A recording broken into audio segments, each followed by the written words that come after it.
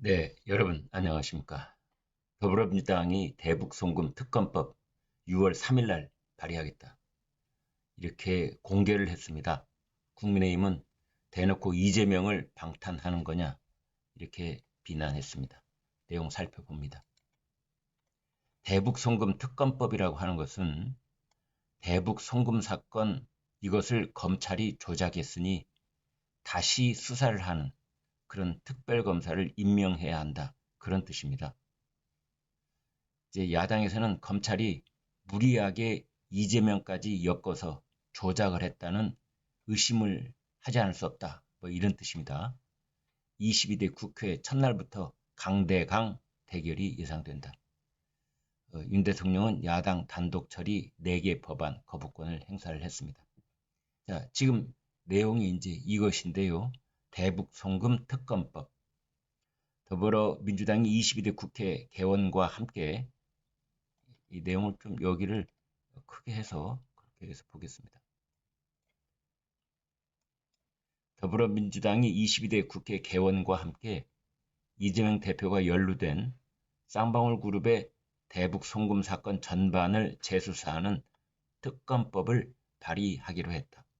의회를 장악한 민주당이 특검을 가동해서 이재명 대표를 향하는 검찰 수사를 막으려 한다는 비판이 일 것으로 보인다.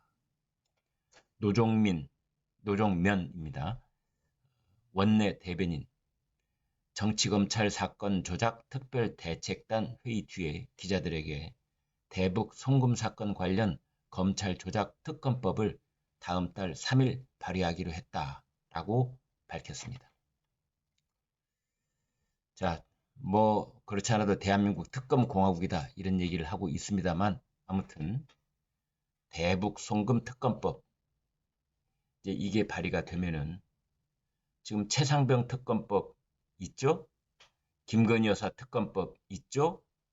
그 다음에 이번에는 방탄특검법, 이재명 대표, 그 다음에 이화영 전 경기도 평화부지사, 지금 6월 7일 날 이화영에 대한 1심 판결이 나올 예정입니다. 그 1심 판결문 내에 이화영과 이재명의 관계가 분명히 적시될 것인데 공동 정범으로 그렇게 표시될 가능성이 매우 높습니다.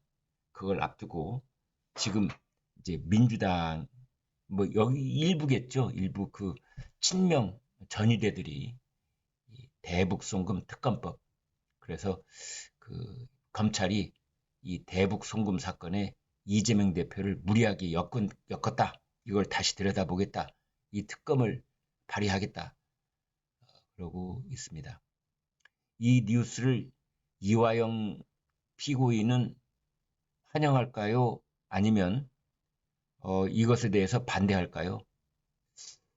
아마 꼬리 자르기를 할 가능성도 있다. 뭐 이런 분석도 있습니다. 대북 송금 사건은 이화영이 이제 그 쌍방울 그룹하고 어, 이화영 선에서 알아서 한 일이지 이재명 경기도지사는 여기에 전혀 관련이 없다. 이런 식으로 몸통을 보호하고 꼬리를 잘라내려는 것 아니냐라는 생각을 이화영 측이 할 수도 있다. 그러면 이화영이 심경의 변화를 일으켜서 이제 지금까지 했던 진술을 다시 한번 또 두 번째로 뒤집을 가능성도 있다. 뭐 이런 얘기도 있는데요. 이건 다 이제 지금 추정을 해보는 것에 불과하고요. 그다음에 지금 더불어민주당이 어, 이재명 방탄특검 이제 노골적입니다. 뭐 더 눈치 볼 체면 차릴 뭐 그런 이제 여유가 없다 이렇게 보여집니다.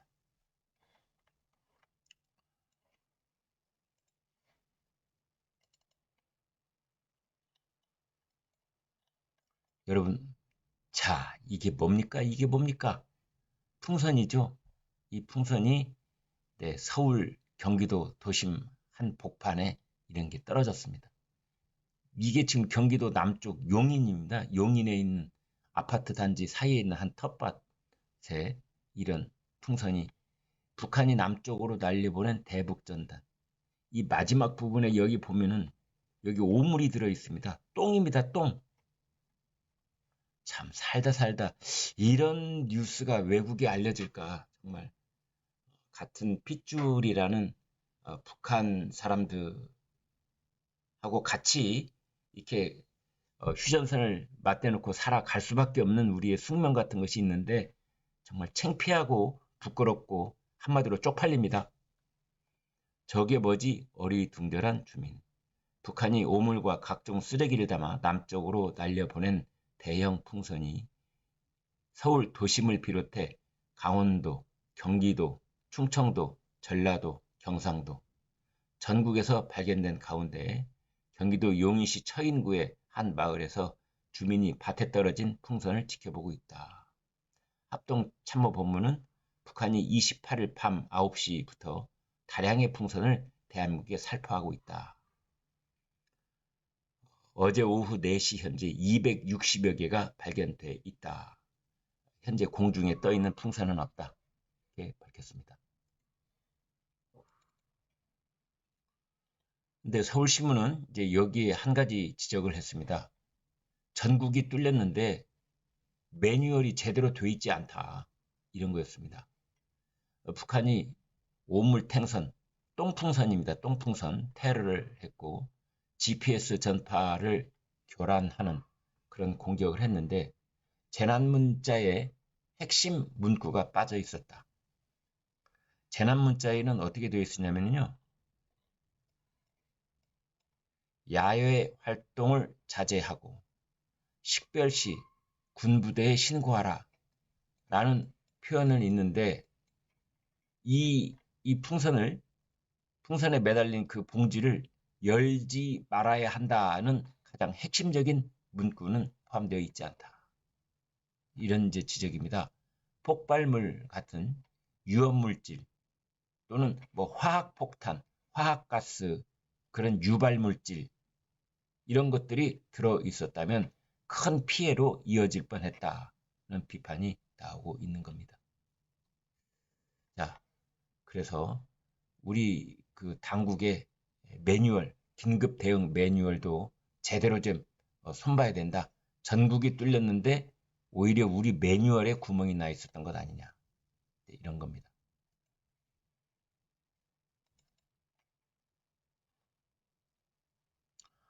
네, 아랍에미리트 대통령 무함마드 대통령입니다. 윤석열 대통령, 김건희 여사. 이 장소는 서울 용산 대통령실 잔디마당입니다. 국빈 방한 공식 환영식에서 양국 국기를 들고 맞이하는 어린이 환영단에 지금 인사를 하고 있는 장면입니다. 아랍에미리트와 아랍국에서는 처음으로 한국하고 포괄적 경제 협정을 맺었습니다. 차, 원유, 무기, 관세를 철폐하는 내용입니다. 한국과 아랍에미리트 정상회담, 포괄적 경제협정, 이걸 영어 약자로 CEPA, 세파라고 합니다. 체결을 했습니다. 에너지, 방산, AI 등 19건 양해각서, MOU, 300억 달러 국부 펀드 투자 확인했다. 이런 내용입니다.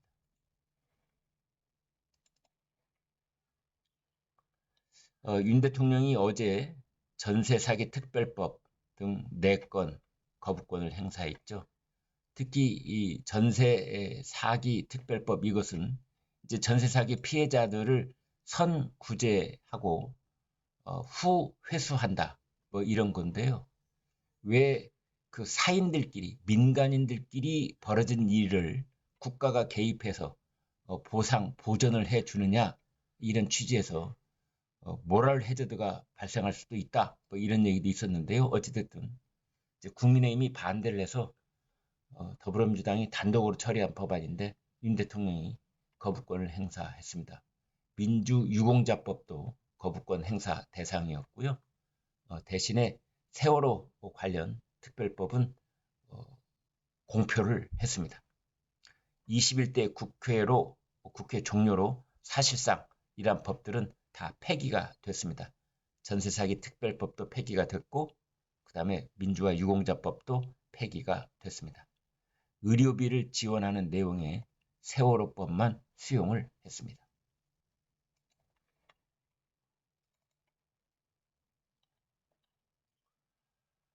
어제 검찰 후속 인사가 있었습니다.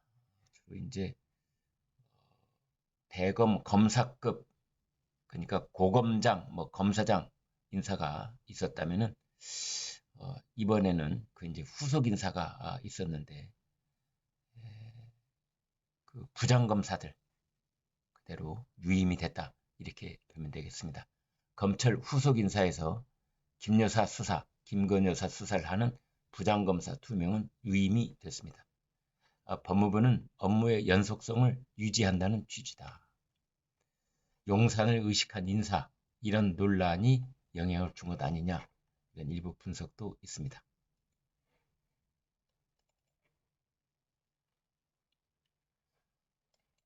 종부세, 상속세에 불붙은 세제 개편론. 종부세 이 얘기는 더불어민주당 쪽에서 지금 한창 열을 올려서 당 지도부가 릴레이를 하듯이 종부세를 완화해야 된다, 이런 얘기를 계속하고 있고요. 상속세에 관한 것은 이제 기재부 장관이 공식적으로 표면화시킨 내용입니다. 야당은 실거주 1주택 종부세 폐지 꺼내며 중도 보수층을 파고들고 있고, 정부 여당은 상속세, 금투세 완화, 그래서 22대 국회 핵심 이슈로 지금 떠오르고 있다. 많은 분들이 환영할 겁니다.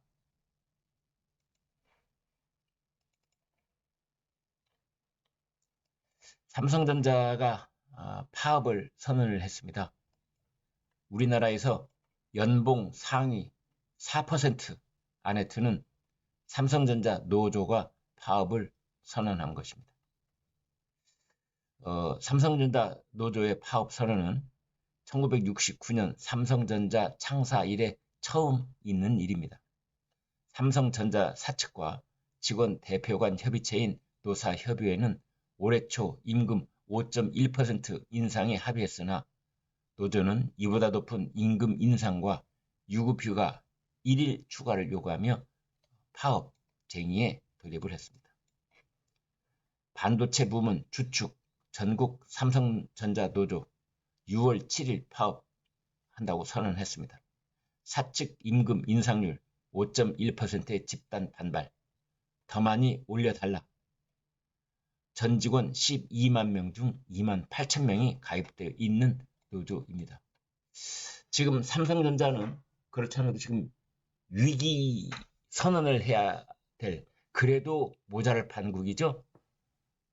네, SK 하이닉스, 그리고 대만에 있는 TSMC 이런 데가 지금 새로운 AI 인공지능 그 반도체 환경에 발맞춰서 삼성전자를 매우 긴장케 하고 있고 앞서가고 있는 마당인데, 삼성전자에서는 이런 파업 선언이 나와서 지금 경제계를 깜짝 놀라게 하고 있습니다.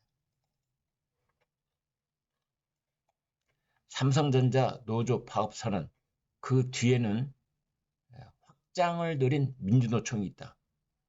그래서 민주노총이 현대그룹 쪽에서는 현대차그룹, 여기에 그 민주노총의 최고 세력이 거기에 웅크리고 있는데, 그리고 이제 삼성그룹 쪽에 삼성전자에 또 민노총이 노조 파업 선언에 그 뒤에 확장을 노리고 있다라는 기사를 한국경제가 내보냈습니다. 반도체 부문 조합원 2만 8천 명, 다음 달 7일 동반 연차 나설 듯. 외국인 매도에 삼성전자 주가가 3% 급락했습니다. 같이 망하자, 이런 거죠. 너 죽고 나 죽자.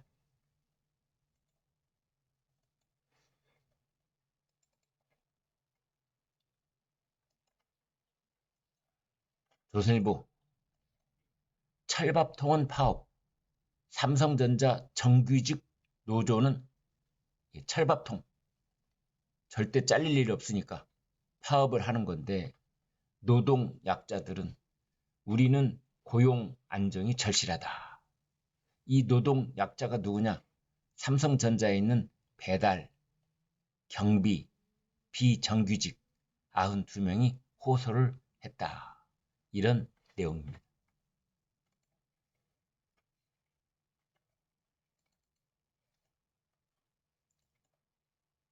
한겨레 보도인데요. 최상병 사건 기록 회수 재검토. 이게 이제 작년 7월 말 8월 초 이때입니다. 그 결정하는 때에 당시 이종섭 국방장관이 당시 용산 김용현 경호처장과 8차례 통화, 문자를 했다. 이게 지금 공수처에서 흘러나오고 있는 뉴스인데요. 당시 김용현 용산 대통령실 경호처장은 윤석열 대통령과 고교 선배 사이다. 이것에 대해서 경호처는 수사 중인 사안이라 언급이 부적절하다. 이렇게 반응을 보였고요. 이제 이종섭 당시 국방장관은 이상민 행안부 장관하고도 8차례 연락을 했었다. 행안부에서는 잼버리 사태 수습 위해서 통화를 한 것이다. 이렇게 지금 반응을 보이고 있습니다. 네, 이번에는 한국일보 보도입니다. 김계환, 이제 그 휴대폰에 VIP 경로설에 관한 녹취가 있다는 거 아닙니까? VIP는 대통령을 말합니다. 그런데 이것을 당시 방첩 부대장도 들었다. 라는 내용을 한국일보가 보도가 있습니다. 공수처 통화 녹음 파일 복구 확보를 했다. 관련 대화를 청취한 3번째 내부자다. 방첩 부대장. 이런 보도를 했습니다.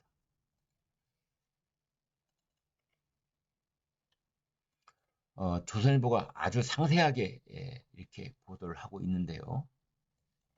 해병대원 사건 4대 쟁점이 있다. 먼저 제목부터 보시겠습니다. 자, 100번 양보해서 대통령이 경북경찰청에 해병대 수사단의 그 조사 내용을 이첩하지 말라라고 이첩 보류를 지시했다고 해보자. 그렇다 하더라도 그것은 정당한 지휘권 행사다. 그런데 이제 반대쪽에서는 아니다. 그게 바로 직권 남용이다. 지금 이렇게 맞서 있는 형국입니다. 지금 이 사진은 이제 실종자 수색 작업을 펼치고 있는 그런 장면이라고 보시면 되겠습니다. 자, 그래서 양쪽 의견이 맞서 있는데 왼쪽은 이종섭 당시 국방장관이고 이제 바른 쪽은 당시 박정훈 해병대 수사단장입니다. 쟁점 하나, 둘, 셋, 넷. 위에서부터 보겠습니다. 경찰 이첩을 보류하라는 지시는 부당한 것인가? 이종섭 전 장관은 법리 검토를 위한 정당한 권한 행사다. 그러나 박정훈 수사단장은 이첩 보류 지시가 부당한 외압인 것이다. 다음, 수사권이 없는데 혐의를 특정해도 되나? 그러니까 이 군은 사망 사건에 대해서는 수사권이 없습니다. 그런데 업무상 과실치사 혐의라고 특정을 해도 되느냐? 이런 겁니다. 이종섭 전 국방장관, 군은 수사권이 없어 혐의를 특정해서는 안 된다 라는 입장이고, 그러나 박정훈 수사단장은 혐의를 인지하면 수사가 가능하다, 이런 내용입니다. 세 번째, 대통령이 경로해서 특정인 혐의가 빠졌나? 특히 이제 해병대 1사단장 얘기하는 거죠. 이종섭 전 장관, 대통령 경로 접한 적 없고 사단장 빼라는 말도 들은 적이 없다라는 것이고요. 그 다음에 박정훈 전 수사단장, 대통령이 경로했다라는 정황 증거가 충분하다. 사건을 축소하라는 외압으로 이어졌다라는 겁니다. 그 다음, 이제 모든 걸 100번 양보해서 대통령이 국방장관을 통해서 이첩을 보류하라 라고 지시를 하면은 그게 대통령 직권 남용이냐? 이종섭 전 국방장관 즉 군 통수권자로서 국방장관을 통해 지시가 가능하다. 그러나 박정훈 수사단장은 기록 회수와 함께 항명죄 수사 지시했다면 직권 남용인 것이다. 이렇게 이제 맞서 있습니다. 이 네 가지 쟁점 중에 네 번째가 가장 핵심적인 것인데요. 대통령이 이첩 보류를 지시했다면 정당한 지휘권 행사로 볼 것이냐 아니면 직권 남용에 해당된다고 할 것이냐 이런 내용이 되겠습니다.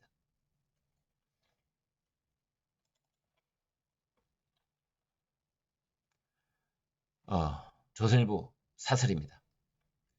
윤 대통령이 최상병 문제 국민에게 설명할 때다. 이제 이런 내용입니다.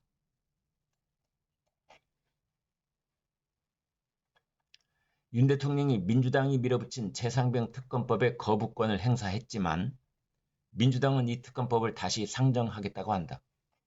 민주당 등 야권이 22대 국회의 거의 3분의 2를 장악하고 있으니 못할 일이 없을 것이다.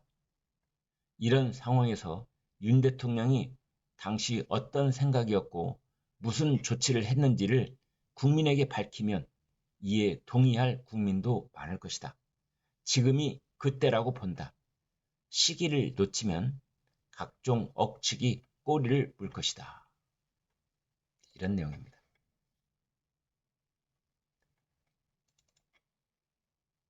네, 아까 아랍에미리트 무함마드 대통령 기사 잠깐 소개를 해드렸는데 이명박 전 대통령하고 15년 동안 아주 절친한 사이입니다. 그래서 MB를 보자. 이 사진 여러분 약간 흐릿하지만 My friend, oh my friend 그랬답니다. 마중 나온 MB 아유 반갑다 이 사람아 이렇게 아주 친밀한 인사를 주고받았고요. 이명박 전 대통령이 자택에서 부인, 손자, 손녀 꽃다발 건넸다고 합니다. 무함마드 왕실 요리사가 조리한 연어, 양고기 등 10가지 음식 선물을 했다고 그래요. 서울 논현동 이명박 전 대통령의 자택 대문 앞에 친애하는 친구 무함마드 대통령이 오신 것을 환영합니다. 이명박 영문으로 쓴 환영 피켓이 걸려 있었고 태극기 그리고 아랍에미리트 국기가 나란히 개양이 됐다. 오후 2시 44분쯤 무함마드 아랍에미리트 대통령이 도착하자 이명박 그리고 한복 차림의 김윤옥 여사 꽃다발을 든 손자 손녀 함께 마당으로 나와서 인사를 나눴다고 합니다. 이명박 전 대통령 아이고 반갑다 이 사람아 라고 인사를 건넸고 무함마드 대통령은 오 마이 갓 마이 프렌드 라고 웃으면서 포옹을 했다고 그래요. 그래서 55분 환담 끝나고 가족이 또 대문 밖으로 나와서 배웅을 했다고 합니다. 아주 흐뭇한 그런 기사가 아닐 수 없고요. 외국 정상들이 한국에 왔다 가는데 문재인 전 대통령 만나러 가는 사람은 아직까지는 못 봤습니다. 가령 트럼프 전 대통령이 한국에 오면 문재인 전 대통령 만나고 싶어 할까요? 이런 생각이 얼핏 들었습니다.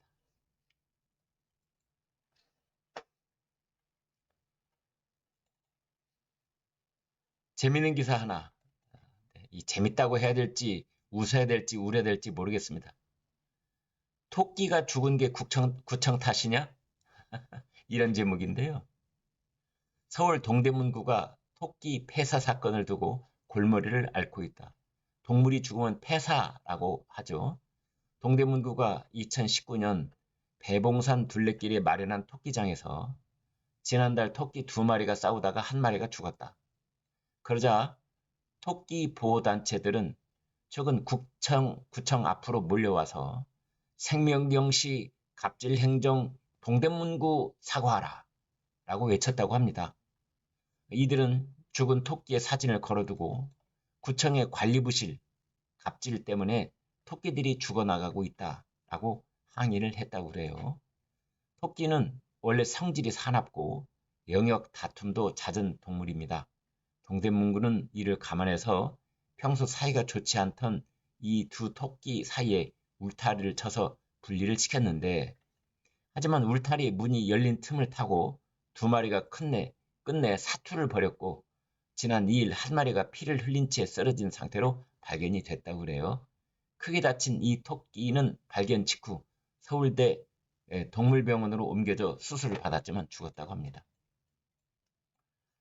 토끼 두 마리 사이 나빠 분리해 놨는데 문이 열리자 사투를 벌였고, 그래서 한 마리가 죽었는데 토끼 보호단체가 죽은 사진을 걸고 관리부실, 구청, 갑질행정 사과하라. 이 토끼 죽은 게 구청 탓 맞습니까? 물음표를 이렇게 붙여놨습니다. 참 우리 사회는 여러 가지 다양한 의견을 가진 분들이 같이 살아가고 있다. 이렇게 볼 수 있겠습니다.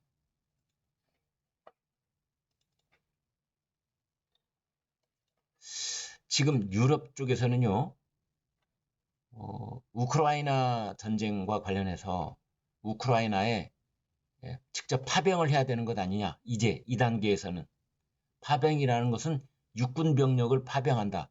이런 의미로 일단 해석이 되는데요. 그래서 러시아 본토, 그 국경 근처에 있는 러시아 기지 이런 것을 이제 타격해야 된다. 이런 의견이 커지고 있다는 겁니다.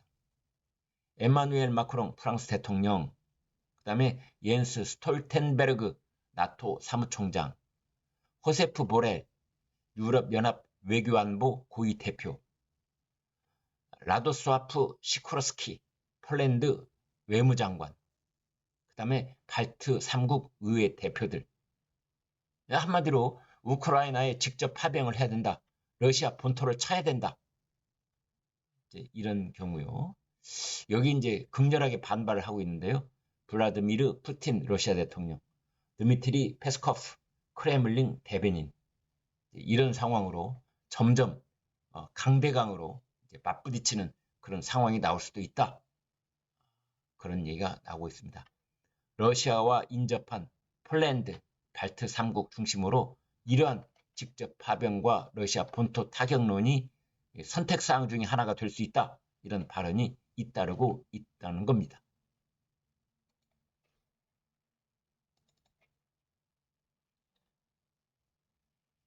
여러분, 이 오른쪽 사진 봐주십시오.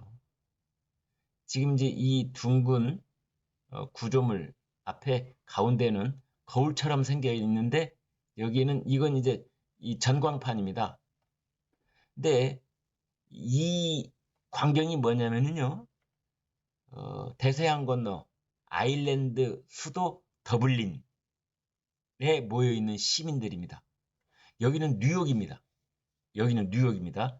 뉴욕 맨하탄의 플랫 아이언 광장 앞입니다. 그러니까 여기 지금 한 남자가 서 있는데 이 남자 손에 카메라를 하나 들고 있는데요. 이제 이 남자는 뉴욕에 있는 사람이고 이 거울 안에 있는 이 전광판 안에 있는 사람들은 더블린 시민들입니다. 무려 양쪽은 3,000마일이 떨어져 있는데 4,800km. 그래서 실시간으로 서로 모습을 보자. 이런 겁니다. 실시간 창이라고 할 수가 있죠. 뭐 기술적으로는 그렇게 어려운 건 아니죠. 충분히 가능한 거죠. 여기에 막 카메라가 하나 있는 것 같습니다. 이 부분에. 여기. 그래서 이 카메라는 이 남자를 비추고 이 남자 뒤에 있는 사람들도 비추고 있겠죠. 그다음에 이제 거의 비슷하거나 똑같은 구조물이 더블린에도 있어가지고 이제 그쪽 시민들을 이렇게 비추고 있는 겁니다. 이 조형물 이름을 포털이라고 붙였답니다. 포털. 그래서 뉴욕과 더블린 실시간 창이 열렸는데, 그런데 처음에는 좋은 뜻으로 만들었는데 부끄럽고 희한한 일들이 벌어지고 있다. 저쪽에서 말이죠. 남자가 엉덩이를 까고 보여준다든지 여성이 가슴을 까고 보여준다든지 또는 뭐 테러 영상을 보여준다든지 이래서 아이고 이러면 안 되겠구나. 처음에는 24시간 개방했는데요. 지금은 낮 시간 동안 10시간만 비춰준다. 이제 이런 겁니다. 그래서 뉴욕, 더블린, 실시간창, 포털창 열자 이런 일이 벌어졌다. 그래서 현지에서는 이런 얘기가 나오고 있다고 그래요.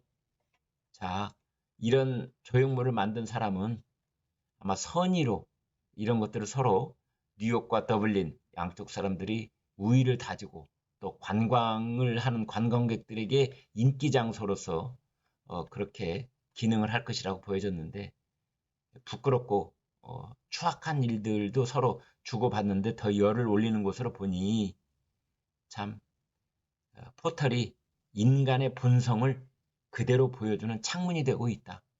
그런 얘기를 하고 있다고 하는데 그런 생각도 들면서 또 다른 한편 서울에도 이런 걸 하나 해서 서울과 뉴욕 또는 뭐 서울과 파리, 서울과 도쿄 뭐 이런 실시간 창을 만들어도 괜찮겠다 이라는 생각도 해봤습니다. 네, 여기까지 보겠습니다. 오늘 뉴스 전체적으로 여러분께 소개를 해드렸는데 가장 핵심적인 것은 더불어민주당이 대북 송금 사건에 관한 특검법을 6월 3일 날 발의하겠다는 것이 핵심 뉴스가 되겠습니다. 네, 여러분 고맙습니다.